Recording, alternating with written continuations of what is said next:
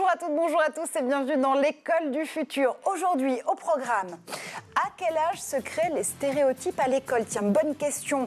Réponse dans Génération Talent avec 2 lycéens irlandais. Ça crée meilleur jeune scientifique de l'Union européenne. On vous en parle dans un instant. Elle a une idée derrière la tech. Aujourd'hui, c'est Amélia Matar. Amélia qui va nous parler d'une étude issue d'un article dans Le Monde en janvier dernier. Une enquête très riche sur la précarité numérique des jeunes. Elle revient avec des solutions. Et puis notre question du jour, l'orientation scolaire et professionnelle, c'est une préoccupation majeure pour 5 millions de Français. Travailler sa voix VOIX pour mieux trouver sa voix VOIE, ça fait partie justement des solutions proposées par nos invités. On va passer le mur du son littéralement avec eux et avec elles. Perrine Corvézier, vous êtes avec moi en plateau, vous êtes la co-créatrice du podcast Azimut, co-créatrice parce que c'est un podcast que vous avez créé avec votre fille Charlotte qui a 17 ans et qui éclaire l'avenir des lycéennes et des lycéens. Bonjour à vous. Bonjour. Et puis en duplex, Alain Manoukian. Alain, vous êtes le CEO et le fondateur de réussirssonoral.com. Vous préparez ces candidats et ces candidates à passer des oraux comme personne. Là aussi, on revient sur votre modèle dans quelques minutes. Bonjour Alain. Bonjour Marjorie. Mais d'abord, focus.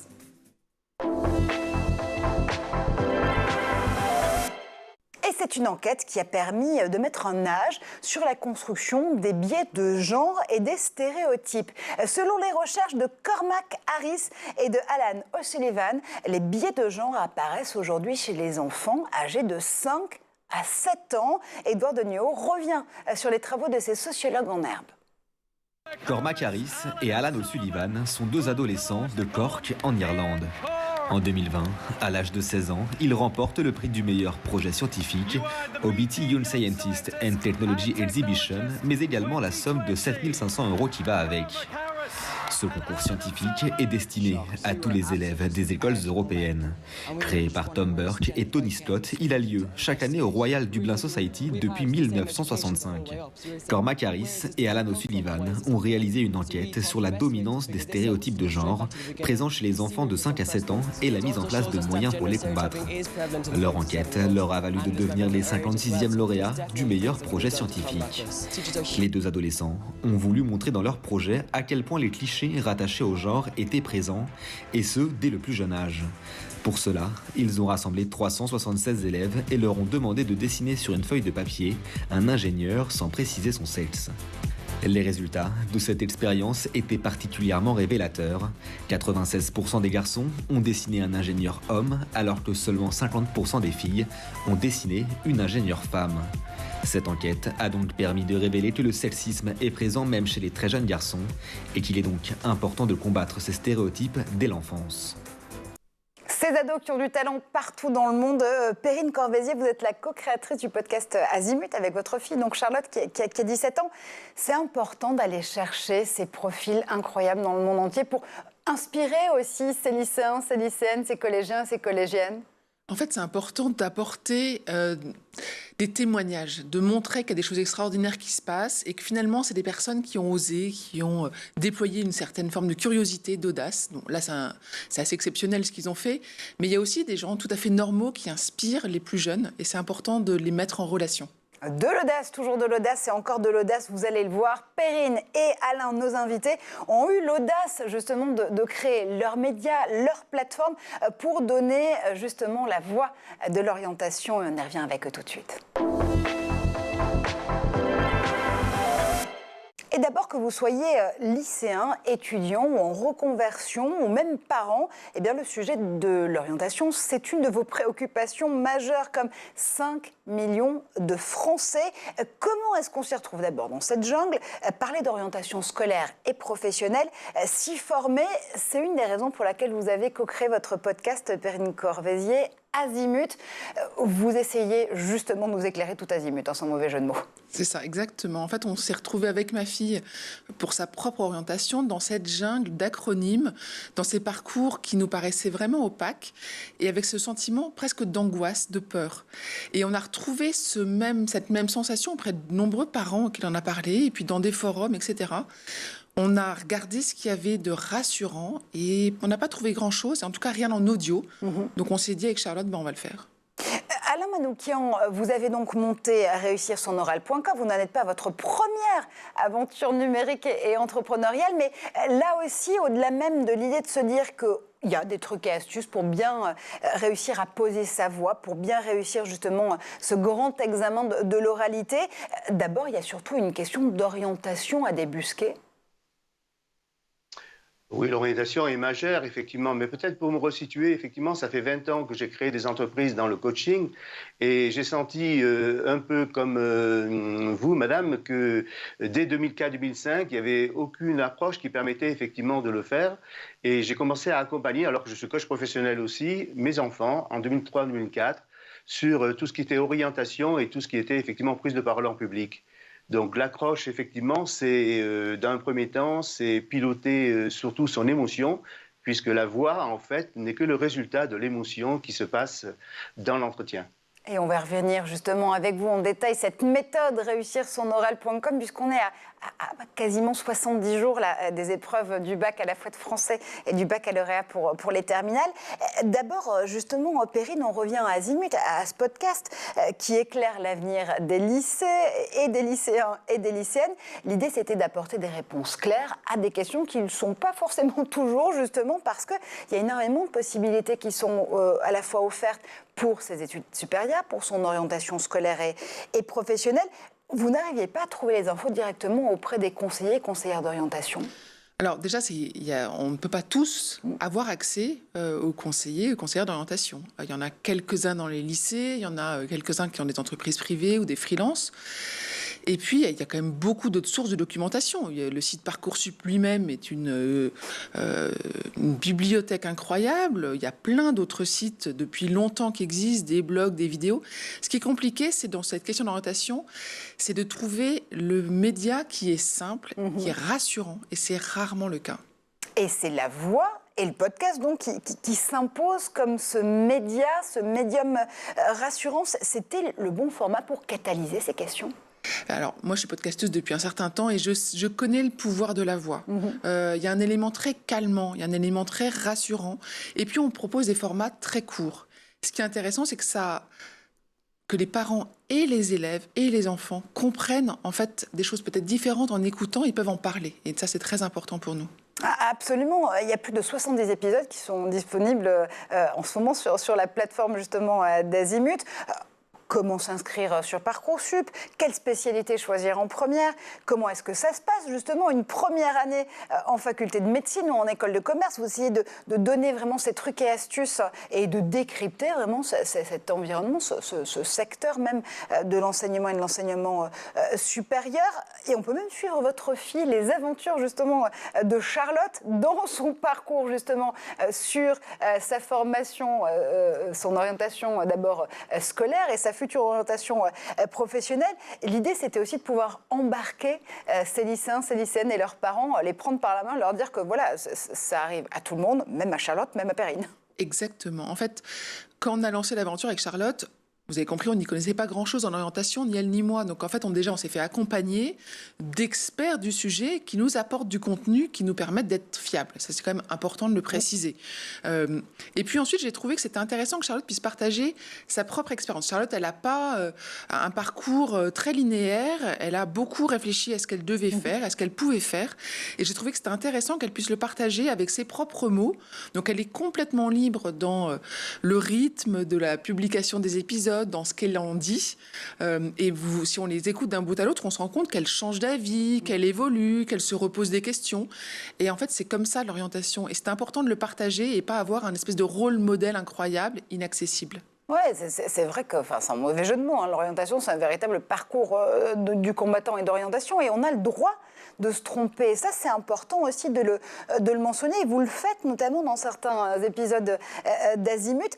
Quelles sont justement les solutions ou les idées qui vous ont le plus étonné en préparant ces 70 podcasts depuis le lancement de la plateforme à l'automne dernier? Alors déjà, je me suis rendu compte qu'il y avait beaucoup de choses qui avaient évolué en une génération. De ce que je connaissais c'est moi et de ce que Charlotte peut vivre et que sa génération peut vivre, c'est très différent. Donc ça m'a surpris de voir comment ça a évolué et certaines choses en très très bien, d'autres, bon, je me pose des questions. Ce que j'ai trouvé intéressant, c'était cette partie de se connaître. Je ne suis pas certaine que ça soit souvent le cas, et j'ai trouvé ça très intéressant, en tout cas de l'ajouter dans la ligne éditoriale et d'en faire même la clé d'entrée. Se connaître, connaître ses talents, ses motivations, ses valeurs, ses freins. Ben, je pense que c'est ça la base de l'orientation. Avant le côté plus technique qui peut être Parcoursup et avant le côté compliqué de l'ensemble des parcours, il y a qui est la personne qui veut s'orienter. Et ça m'a surpris que ça ne soit pas autant pris en compte dans d'autres médias. C'est ce qu'on peut aujourd'hui appeler les soft skills, justement, ces savoir-faire plutôt que ces savoirs purs et durs. Et aussi l'idée d'avoir recours parfois au psytech. Alors, on met beaucoup de franglais, c'est vrai, dans cette émission, mais ce sont justement toutes les technologies qui ont recours à la psychologie, là aussi pour essayer... Pareil, de mieux affiner le parcours d'un lycéen, d'une lycéenne, d'un futur étudiant, étudiante et donc professionnel. Là aussi, l'idée, c'est de se tourner vers toute cette multidisciplinarité, tous les outils qui vous sont offerts pour aider ces enfants à faire le choix qui pourrait leur correspondre le mieux. Alors, à terme, ça le sera. Aujourd'hui, ça fait 6 mois qu'on existe. On est en train de mettre les fondements. Et les fondements, c'est quand même des choses qui peuvent se faire en famille, simplement, en discutant. En réfléchissant tout simplement par soi-même. Donc la tech arrive et on a quelques exemples et quelques contenus qui arrivent et qui s'appuient sur des notions plus techniques, plus technologiques. Pour l'instant, on est quand même en train de rassurer en fait, parce que de cette barrière technologique, on ne veut pas la rajouter tout de suite. Pour l'instant, on est en train de se dire, c'est tout à fait possible de mieux se connaître, de savoir où on veut aller, de comprendre le panorama et le marché, tout simplement en écoutant les épisodes. Écoutez, ça c'est justement un verbe qui vous correspond bien, Alain Manoukian, puisque vous avez fondé notamment réussirsonoral.com. Vous nous aidez donc à travailler notre voix avec un X pour mieux découvrir notre voix avec un E. C'est votre mission. Et là, actu oblige, on est à un peu plus de 70 jours du bac. Pour les lycéens et les élèves de terminale, c'est donc le baccalauréat tout court, général. Et c'est le bac de français pour leur coreligionnaire de première, des épreuves qui misent sur l'oral, oui, mais qu'il faut savoir maîtriser la voix. C'est justement un exercice de soft skills en priorité, ces compétences, ces savoir-faire. Oui, alors, la voix, c'est qu'une résultante, effectivement, d'un processus intérieur qui permet à l'enfant d'arriver à être calme et détendu. Alors, effectivement, il y a l'épreuve du baccalauréat qui va arriver bientôt au mois de juin, mais dès maintenant, effectivement, pour les étudiants effectivement, qui sont en terminale, ils ont des examens en post-bac, ce qu'on appelle, pour les écoles d'ingénieurs, de commerce, de BTS, dans lesquels il faut qu'ils se déterminent. Il va y avoir ensuite des étudiants en master, donc il y a tout un processus, et des étudiants en médecine. Donc la voix est juste un processus. Et je reviens à ce que vous disiez, madame, c'est le point important, c'est dans tout cet exercice-là, et même c'est important à 30, 35 ou 50 ans, c'est qui je suis. Et le qui je suis est attendu par les jurys, par les recruteurs, lorsqu'on est en entreprise, lorsqu'on cherche sa voie, lorsqu'on se réoriente, puisque réussir son oral, c'est une approche aussi bien pour les 17, mais pour les 77 ans, hein, c'est une approche un peu globale, que nous avons mettre en place pour les particuliers qui avaient un espace de recul et de ressources permettant effectivement de se trouver eux-mêmes, d'une certaine façon. Mais une fois qu'on s'est trouvé, a priori, il faut réellement aller dans le bain et dire qui on est et ce que je suis. Et ce que je suis, et ensuite, qu'est-ce que j'ai envie de faire demain. Et c'est les deux aspects qui sont absolument importants, qui permettent de poser cette voix. Mais cette voix, c'est juste un travail avec soi, avec son intérieur. Alors, parfois, on peut le faire en famille, c'est très bien, parce qu'effectivement, ça permet de situer. Mais les parents, des fois, ne savent pas trop qui ils sont non plus, donc c'est pas facile. Et c'est pour ça que le coaching permet de cette prise de recul qui permet à la personne de se connaître un petit peu mieux. Et on a des outils, des techniques, puisque nous sommes des coachs professionnels, permettant effectivement de révéler à la fois la partie d'eux-mêmes sur le Parcoursup. Alors, nous ne sommes pas spécialistes de Parcoursup, mais de savoir, avec des métaphores, pour comprendre effectivement ce qui est important pour soi, ce que j'ai envie de faire, indépendamment des parents, indépendamment de l'environnement, parce que les parents, des fois, ils mettent des freins. Ce sont des personnes, effectivement, qui peuvent limiter l'approche, à la fois pour le meilleur et pour le pire, mais donc dans un contexte, effectivement, complètement confidentiel et éthique, qui permet à l'enfant de savoir peut-être où il va demain, et de pouvoir se tromper au cas où, et à la fois, surtout, de connaître qui il est lui-même par rapport à ses valeurs et toutes ses qualités. Et on va y revenir justement à cette approche des biais parentaux, parfois dans l'orientation. On y reviendra dans la deuxième partie de l'émission. Mais d'abord, vous le disiez Alain, mieux se connaître de 7 à 77 ans. Quasiment 17 en fait, parce que pour les examens oraux, il faut quand même attendre le lycée en effet. Mais ces lycéens, ces étudiants, ces professionnels, ces personnes en réinsertion, ces publics que vous formez justement à la voix, vous leur apprenez quoi exactement? Parce qu'on a compris qu'il y avait un travail sur le verbal, sur le non-verbal, sur l'assertivité, sur la gestion du trac aussi, peut-être parfois. Concrètement, ça se déroule comment une séquence chez réussirsonoral.com? Alors, c'est plusieurs parcours. Enfin, c'est un parcours composé en général de 4, 5 ou 6 séances d'une heure, dans lequel l'enfant vient. La première fois, à l'entrée, on dit à l'enfant, allez-y, présentez-vous. Et ils sont confrontés à un jury que je représente, que l'ensemble des 20 coachs représentent, et ils commencent à dire je m'appelle Pierre, je viens de Montélimar, et puis ils s'arrêtent très vite. Donc à partir de là, on leur apprend à construire un discours suivant une méthodologie éprouvée qui permet de mettre des mots sur les choses au travers de ce qu'il a fait dans la vie. De ce qu'il a fait dans la vie, est-ce qu'il a fait du sport, est-ce qu'il a fait éventuellement une association, est-ce qu'il est parti en voyage. Et ce qu'il fait, d'une certaine façon, va révéler qui il est au travers de l'activité sportive. Par exemple, s'il est skieur, un ski, par exemple, de descente ou un ski de précision, qu'est-ce qu'il faut pour être un bon skieur? Et il va révéler un certain nombre de qualités en ce qui le concerne, lui permettant de... Donc nous sommes des révélateurs. Petit à petit, on l'amène à construire son discours, et ensuite, on fait beaucoup de simulations avec lui. Des simulations où on se met jury, encore une fois, sur 5, 10 minutes, un quart d'heure, 20 minutes, et on entend, alors bien sûr, tout ce qui est classique dans la communication, c'est le verbal, le non-verbal, le paraverbal, sa tenue, sa voix, son sourire. Bon, ça, c'est du classique. Mais aussi, on entend aussi ses représentations mentales. Peut-être qu'il n'ose pas, comme Madame a dit. Peut-être qu'il est freiné parce que sa voix est très lente, doucement, il ne peut pas parler. Donc, on l'expose, effectivement, pour poser plus sa voix, pour prendre conscience de ça. Sur l'émotion aussi, donc c'est l'intelligence de l'émotion. On est en capacité, effectivement, d'entendre effectivement ce qu'il ne dit pas ou ce qu'il dit en partie et de le révéler et de le confronter en bienveillance. On est capable aussi de travailler sur l'intelligence collective, en groupe, même tout en étant effectivement en individuel. Voilà. Toutes ces parties, ce sont des techniques qui permettent à l'enfant, au-delà des conseils un peu classiques dans lesquels il ne faut jamais apprendre par cœur son texte. Ça, c'est un premier point. Apprendre la conclusion et l'introduction, mais le texte, effectivement, il faut le vivre de l'intérieur. Il faut que ce soit un storytelling, finalement. Il faut que l'élève se sente bien avec ça, et notamment avec les élèves de terminale qui vont passer pour la première fois le grand oral du bac. C'est quelque chose, effectivement, d'assez angoissant, d'assez anxiogène, parce que le point important pour lui, c'est la confiance en lui, c'est la capacité à prendre la parole et à savoir, effectivement, formuler une idée, sachant que même si le jury est bienveillant, dans tous les cas, il va falloir qu'il s'exprime debout pendant 20 minutes. Donc, c'est quand même assez anxiogène. Et il faut le préparer. C'est important et ça engage, en effet, toute sa personnalité, tout son savoir-faire et son savoir-être en même temps.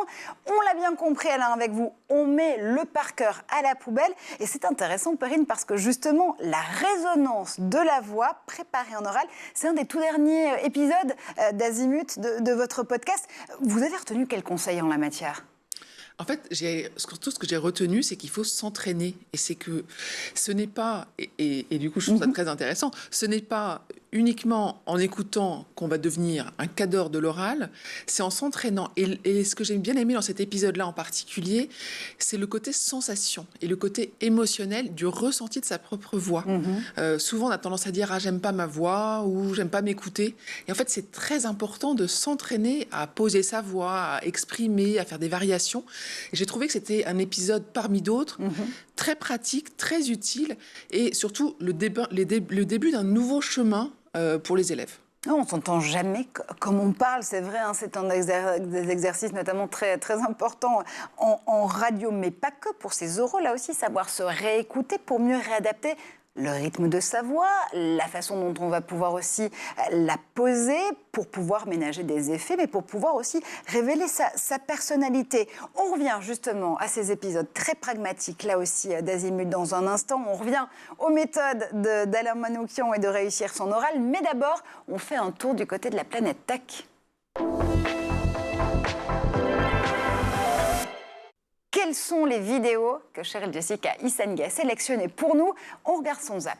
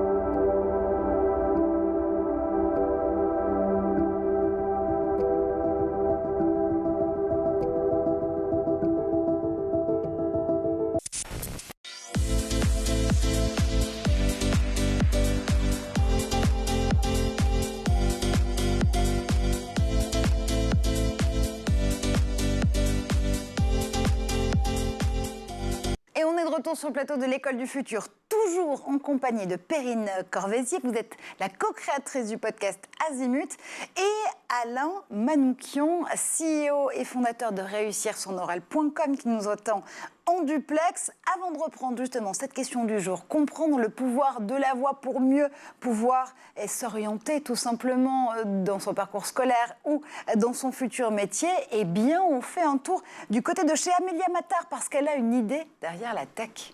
Et Amélia, on te retrouve parce qu'en janvier dernier, Le Monde avait fait une enquête très très riche sur la précarité numérique des jeunes et ça t'a inspiré.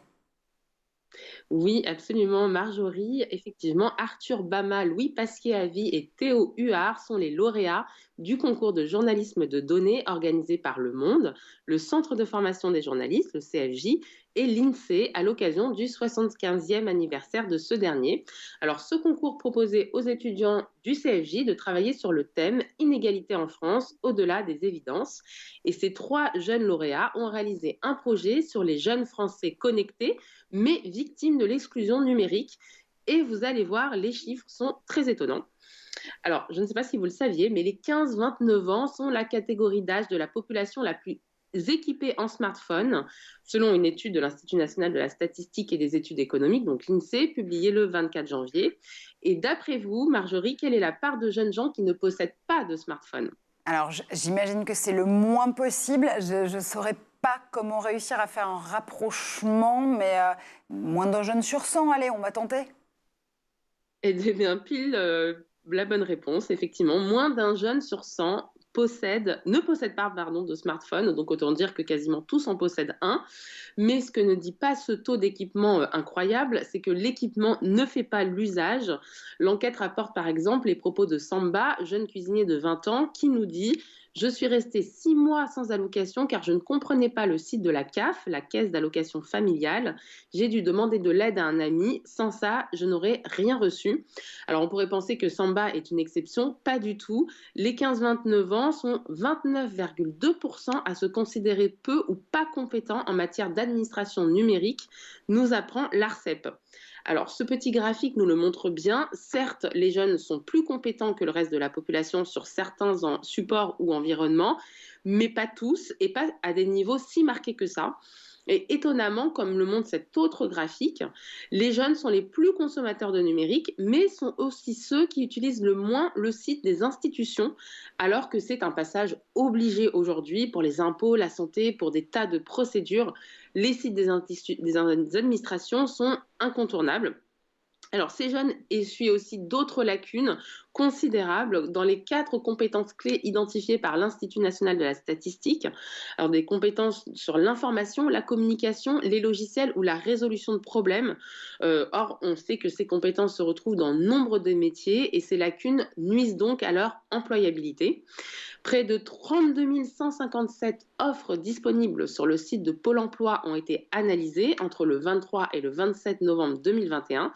Et figurez-vous que 57% de ces offres ne sont pas accessibles aux néophytes du numérique. Autrement dit, 57% de ces offres requièrent un bagage numérique de base pour pouvoir être éligibles. Quels sont les métiers qui sont concernés, par exemple? Parce que tu nous parles de ces compétences qu'il faut absolument acquérir, mais ça concerne tous les métiers, tous les secteurs finalement? Alors justement, dans cette enquête, on retrouve un autre graphique très bien fait et on voit à quel point les compétences numériques sont requises justement par catégorie de métiers.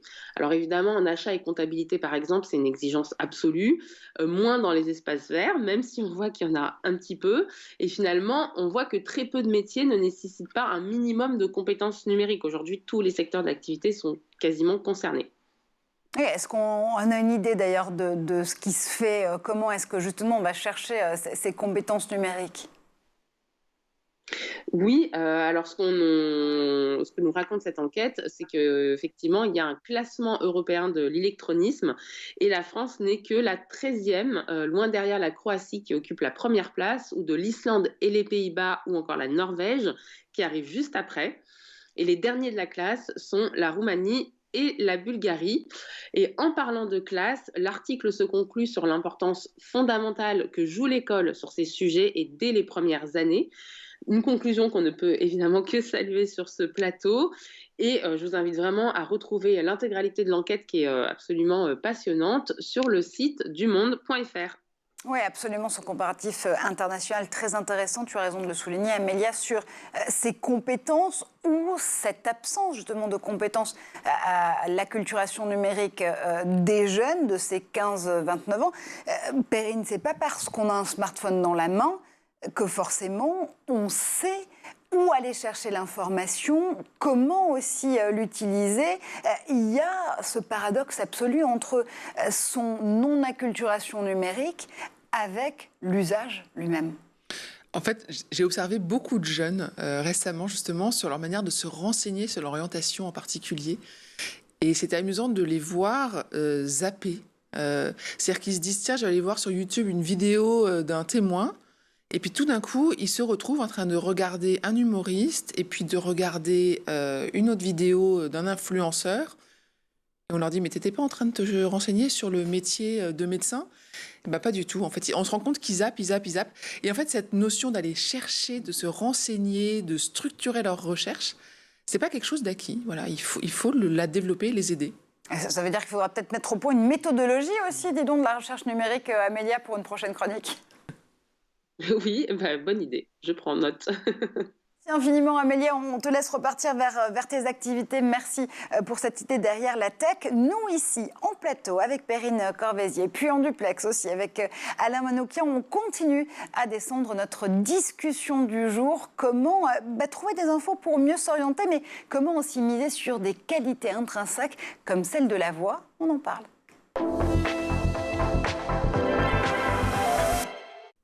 Et cette importance, donc, notamment de l'accompagnement des parents dans l'orientation. On commençait à en parler tout à l'heure avec Alain Manoukian notamment. C'est important d'avoir des médias comme le vôtre, Perrine, pour y voir plus clair, là aussi, pour tout autant éclairer les enfants, les lycéennes, que les parents, finalement. Alors, la valeur que peut apporter un média comme le podcast et comme Azimut, c'est qu'on décrypte de manière très simple. Donc, on évite tous les acronymes. Quand on en parle, on les explicite. Et surtout, on les fait en micro-sujets. En fait, on essaye de répondre à des questions que nous ont posées des parents ou des élèves. Et en ça, on est pertinent. En fait, c'est ça qui est important. C'est que par la voix et par la durée et par le côté rassurant de nos épisodes, on leur permet de franchir une petite étape, de comprendre mieux, et puis ensuite de s'orienter dans leurs recherches pour aller plus loin, mieux se connaître, comprendre le système, comprendre les parcours, fermer une porte éventuellement, inspirer son enfant.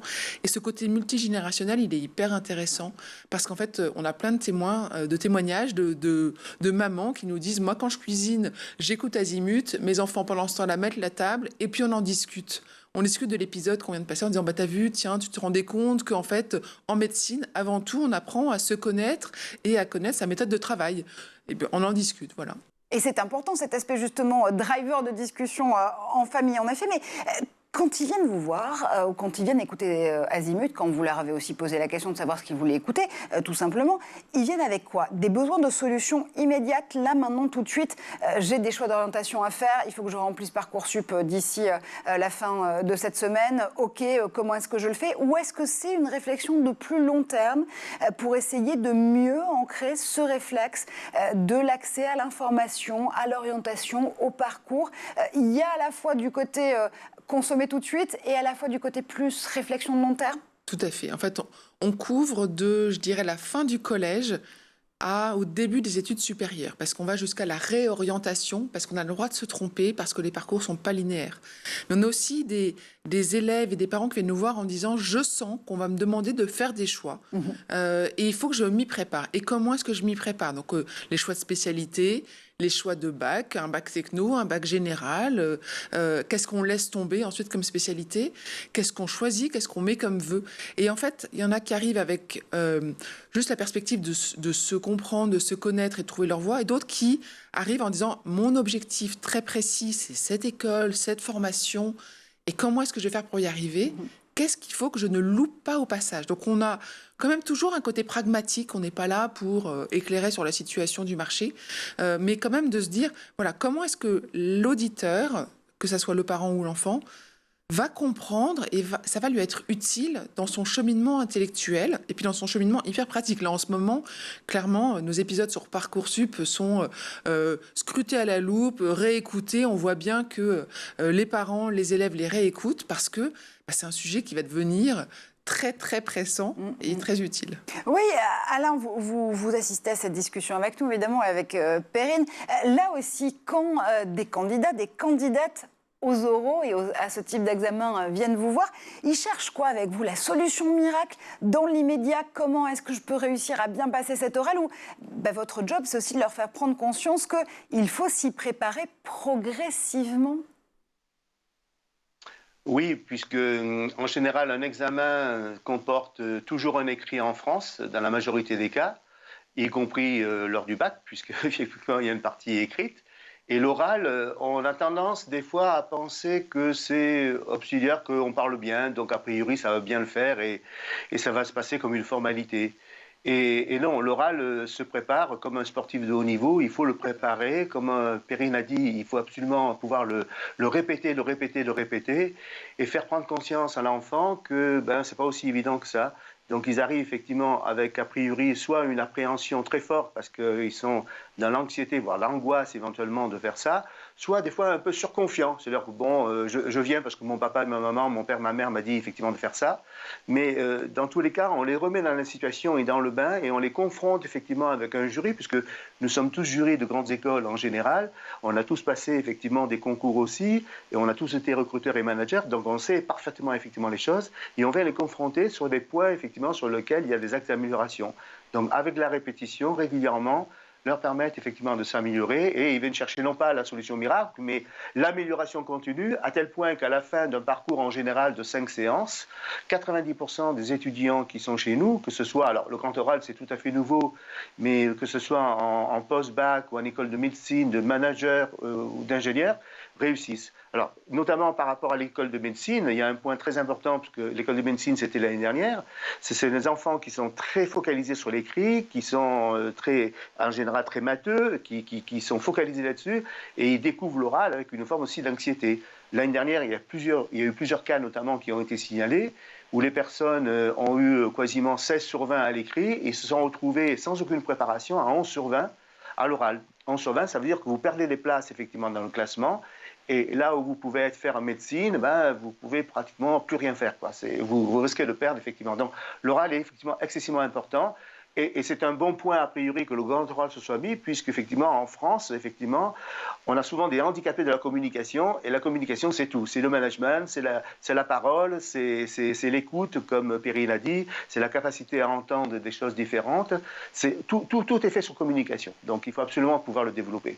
Oui, c'est important. Alors, on ne va pas forcément refaire ici l'autopsie des études de médecine et savoir ce qu'il faudrait peut-être appuyer un petit peu mieux dans le parcours de ces futurs médecins. Mais c'est sûr que pour des praticiens, en tout cas certains d'entre eux, praticiens et praticiennes, qui vont devoir s'adresser à des patients et des patientes, l'oral, en effet, ça a une certaine importance. Alain, vous l'avez bien signalé. Réussir ces examens, oui. Mais c'est important aussi dans sa vie tout court, la voix, savoir justement l'utiliser à bon escient, la poser, pas forcément la manipuler, mais en tout cas en faire une alliée tout au long de sa carrière et tout au long de la vie. Oui, on appelle ça, en fait, moi j'ai défini un modèle avec 8 formes d'intelligence. Parmi les 8 formes d'intelligence, je ne vais pas forcément toutes les décrire, mais la première, c'est l'intelligence spirituelle au sens du sens. Perrine l'a évoqué, qu'est-ce qui est important pour moi dans ma vie? Et ça, il faut y réfléchir. Mais la deuxième, c'est l'intelligence de la relation. Et l'intelligence de la relation, c'est arriver en fonction de la personne, si elle est introvertie, extravertie, fonction effectivement de la perception qu'elle a du monde, de sa façon d'être, d'arriver à poser sa voix. Des personnes parlent très fort naturellement, ça fait partie de leur personnalité. Peut-être il faut leur dire, calme-toi, prends un peu plus de recul. Les autres personnes parlent très lentement et très posément. Il faut leur dire, hausse un petit peu plus ta voix, pour essayer d'aller dans une forme de neutralité au départ, permettant de le faire. Et ces approches-là permettent petit à petit, effectivement, d'avancer, de structurer et de gagner du temps. Et dans la vie, a priori, c'est poser sa voix, que ce soit à 35, 40, 45 ans, mais c'est aussi trouver sa voix. Aussi dans l'autre sens, effectivement, c'est les deux.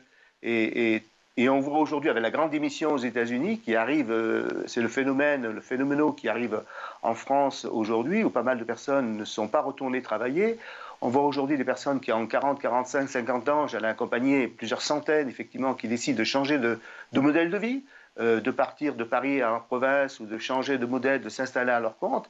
Quand on a 40-45 ans, il faut savoir ce qu'il faut faire et comment je suis. Donc c'est cet espace qu'on leur propose pour pouvoir prendre du recul avec eux-mêmes et réfléchir à ce qui est important pour eux. Un coaching absolument complet. Perrine, justement, la voix, c'est un instrument que vous avez dû savoir apprivoiser, là aussi, pour les besoins de ce podcast Azimut. Alors, je suis podcasteuse depuis 2017 ou 2018. Mais c'était pas du tout quelque chose de naturel pour moi. J'écoutais beaucoup la radio, j'écoutais beaucoup les cassettes, les CD, la musique, etc. Et je suis tombée sur les podcasts que j'ai écoutés. Et puis, avec une complice, on s'est formé, on s'est auto-formé. On a acheté du matériel de pro au début. On a regardé des logiciels, des tutoriaux. Et puis, en fait, ça nous a conforté dans les premiers podcasts qu'on a diffusés en disant, en fait, la voix passe bien. Donc, on a travaillé dessus. Moi, j'ai beaucoup travaillé sur ma voix. Aujourd'hui, c'est mon outil de travail. C'est un outil que j'apprécie beaucoup et je me rends compte que la voix que j'ai au quotidien et la voix que j'ai dans les podcasts n'est pas du tout la même. Je ne mets pas du tout la même intensité.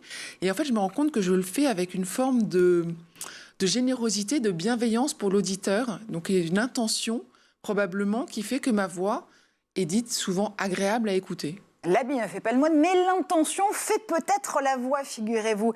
Et vous avez aussi un point commun, tous les deux, Perrine et Alain, c'est que vous avez monté vos entreprises avec vos enfants respectifs. Évidemment, pour vous, Perrine Azimut, c'est avec Charlotte, votre fille lycéenne. Alain, je sais que vous avez cofondé votre première start-up avec vos fils.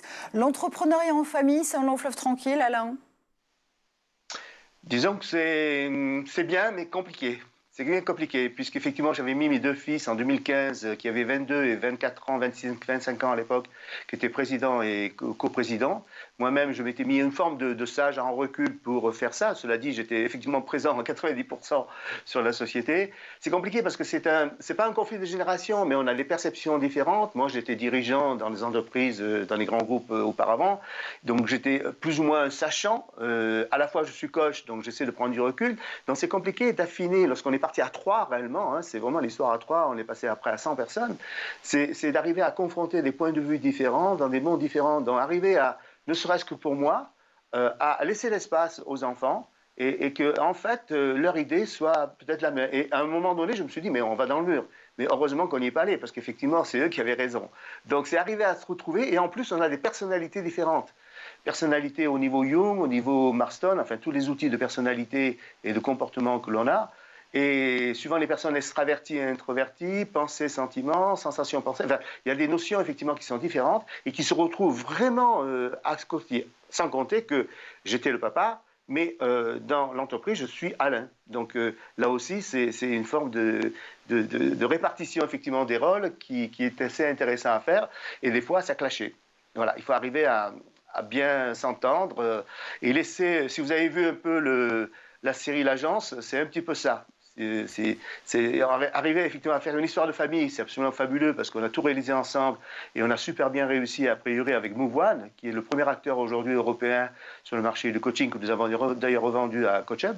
Mais c'est une expérience effectivement à vivre qui demande beaucoup de concessions de part et d'autre.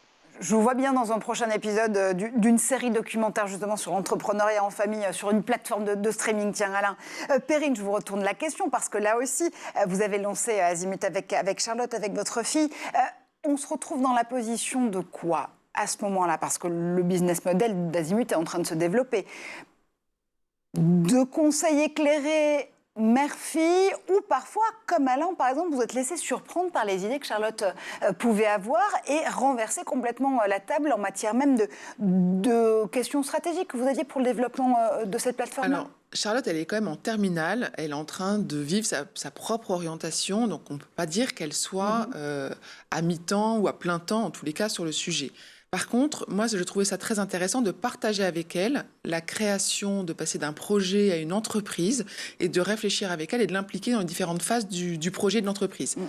On a des moments d'échange où je lui explique là où j'ai des doutes, là où j'ai des bonnes idées, là où ce qu'on va faire, et ses réactions sont importantes. Et ce qu'elle apporte très concrètement, c'est d'une part son témoignage audio, mais aussi elle anime un comité d'élèves qu'elle interroge régulièrement et en fait elle les représente. Et pour moi c'est très important parce que j'ai évolué aussi dans l'industrie, j'ai dirigé certes des équipes plus jeunes, mais là on s'adresse à un public qui est de l'âge de mes enfants que j'ai pas eu dans mes équipes, donc je ne sais pas comment est-ce qu'ils réagissent, je ne sais pas ce qu'ils veulent. Je connais ma fille, mais je ne connais pas forcément sa génération en entier. Donc, elle les représente et c'est très important pour moi de pouvoir lui donner ce temps de parole. Et puis, ses bonnes idées aussi. Voilà, tantôt, elle a des idées un peu fulgurantes, je lui dis on se calme. Et puis d'autres, je dis ok, ben on y va. Mais ça, c'est intéressant aussi parce que ça nous renvoie à une des premières questions qu'on se posait. Ce sera la conclusion de cette émission. L'importance parfois des biais parentaux dans les questions d'orientation même. Si on veut le meilleur pour nos enfants, il y a parfois des biais qu'on s'est auto-créés par nos parcours, par nos expériences, qui font qu'on interroge un peu les métiers du futur pour ces enfants-là. Les parents que vous interrogez, notamment Perrine, ils rêvent de quel métier pour leurs enfants ? Alors, je crois qu'ils ont quand même l'intelligence de comprendre qu'il faut les laisser trouver leur métier et qu'en tous les cas, les parents ne connaissent pas les métiers qu'exerceront leurs enfants. Nos parents n'ont jamais compris ce qu'on faisait. Généralement, ils ne comprenaient pas tellement. Je pense que ce sera la même chose dans le futur. Donc, en fait, les parents ont compris. Ce qui est compliqué, c'est qu'on veut être rassuré et qu'on veut leur employabilité et qu'on veut leur sécurité pour plus tard et qu'on n'a pas les réponses. C'est ça qui est compliqué plutôt qu'un métier ou un autre. Je pense qu'il y a peu de parents qui rêvent que leur enfant soit pompier ou médecin. Par contre, ce qu'on veut tous, c'est que notre enfant soit heureux, épanoui et la satisfaction de ses propres besoins. Et cet équilibre entre vie pro et vie perso qui ressort en effet des interrogations que les parents qui peuvent écouter Azimut là aussi ont. Alain, on termine avec vous. Cet équilibre vie pro, vie perso, finalement, c'est un beau résumé de votre travail sur la voix. Oui, c'est en fait ce que l'on recherche essentiellement. On recherche aujourd'hui le sens et cet équilibre pro-perso. On l'a vu du temps du Covid, on a vu effectivement la famille revient effectivement au centre du sens que l'on a, l'amour effectivement entre les siens, et c'est l'approche qui résume effectivement tout. À la fois, pour revenir juste sur le premier point que vous avez fait, c'est vrai que les biais parentaux orientent effectivement les enfants d'une certaine façon. Je le vois assez régulièrement en coaching où des parents effectivement sont médecins, veulent que leur fille fasse médecin, et puis je le retrouve quelques années après au dentiste et ils changent effectivement d'approche. Et personnellement d'ailleurs aussi, j'en ai fait un peu les frais avec mes enfants, puisque moi je suis plutôt de formation scientifique et ingénieur, et puis j'étais frustré finalement de ne pas avoir été effectivement dans une école de management. Et dès la troisième, mon fils, effectivement, il savait tout sur les écoles de management. À tel point, effectivement, que il a fait une école de management. C'est pas pour ça, effectivement, qu'il est malheureux. Mais comme quoi, on a des biais. Et je me suis vraiment posé la question, effectivement, du biais dans lequel je l'avais mis. Et un ami psychiatre m'a dit, il vaut mieux qu'il ait une orientation qu'il n'ait pas d'orientation. Bon, voilà. Donc, comme vous voyez, rien n'est perdu. Mais les biais des parents sont là. Ils sont souvent inconscients d'ailleurs, c'est pour ça qu'avec un extérieur et un tiers comme un coach de confiance, on arrive avec l'enfant tout en étant confidentiel. Alors ça, bien sûr, ça a un coût, c'est un investissement, ça demande effectivement, mais on ne sommes pas des psys, mais ça permet effectivement de prendre ce recul-là avec l'enfant et de lui faire prendre conscience effectivement qu'il a ses choix à lui, sachant que ces choix ne sont pas définitifs, hein, comme Perrine l'a dit, on peut se tromper éventuellement, mais ces choix, c'est les choix à lui, voilà, il peut gagner du temps sur le temps en faisant cette démarche et que les parents prennent conscience effectivement que quand bien même ils sont parents, quand bien même ils les éduquent, il y a des aides à côté qui leur permettent effectivement de le faire. Et on voit même avec vous désormais, Alain, que parfois, ce sont les enfants qui peuvent changer l'orientation professionnelle de leurs parents. Merci infiniment d'avoir été avec nous, évidemment, pour cette école du futur, cet épisode, cette émission. Et on suit évidemment vos conseils sur réussirssonoral.com avec les échéances là qui arrivent maintenant tout de suite. Merci infiniment, Perrine, pour vos conseils, pour aussi ces épisodes 120 désormais sur la plateforme d'Azimut en écoute sur les meilleures plateformes, évidemment. Merci, évidemment, cette école est la vôtre. Vous aussi, merci d'avoir suivi cet épisode. On se retrouve sur tous les réseaux sociaux avec le hashtag l'école du futur et très vite en plateau.